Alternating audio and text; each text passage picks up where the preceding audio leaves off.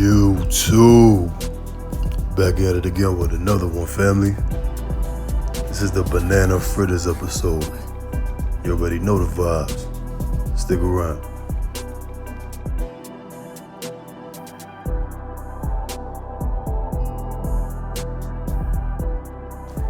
Now to start this off, we have 1 hand of banana, right? We let them overripe. The average person would throw these away thinking that they're not good, but these are actually perfect, right? So we begin to peel these, and then we mash them out with a fork or a spoon, whatever utensil you have on hand that best suits you. Then we just blend these out until they're smooth.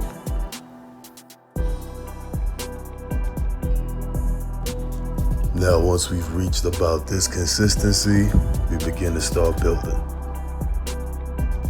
So we go in with a 1/2 cup of flour, all purpose, 1/4 cup of sugar, or a 1/2 cup depending on your preference, 1 tablespoon of vanilla,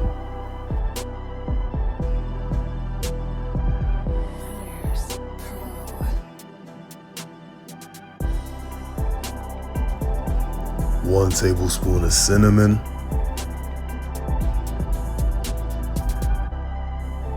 and about 1 tablespoon of ground nutmeg. Now I bought this is a microplane. I bought this in the summertime. Couldn't wait to use it. But you could use a regular grater if you have one, right? And please just try to use fresh nutmeg. It's not that expensive at all, right?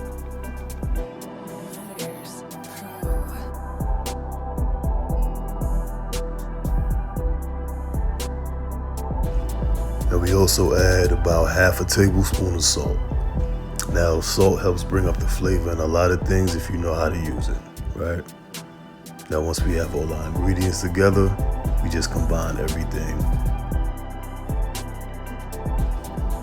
Go ahead and drop a like if you can already taste this, man.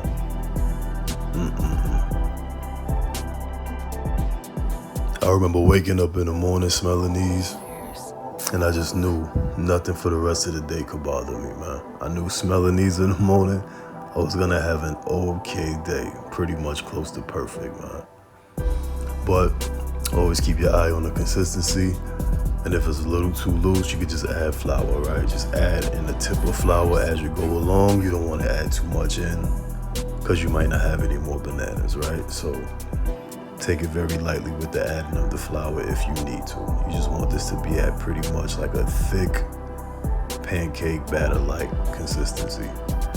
This is just a few ingredients and procedures short of blue draws or dukuno. Drop a like if you know what those things are, man.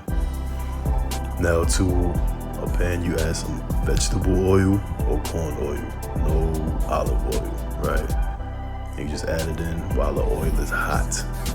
Now you could just place every spoonful on top of each other, because the displacement will push it all out, instead of having to like try to find a space to make it all into one. You just put it all on top of each other, right? Let that fry for about 5 minutes. Always make sure you look at your edges, because that determines what color is going to be on the top.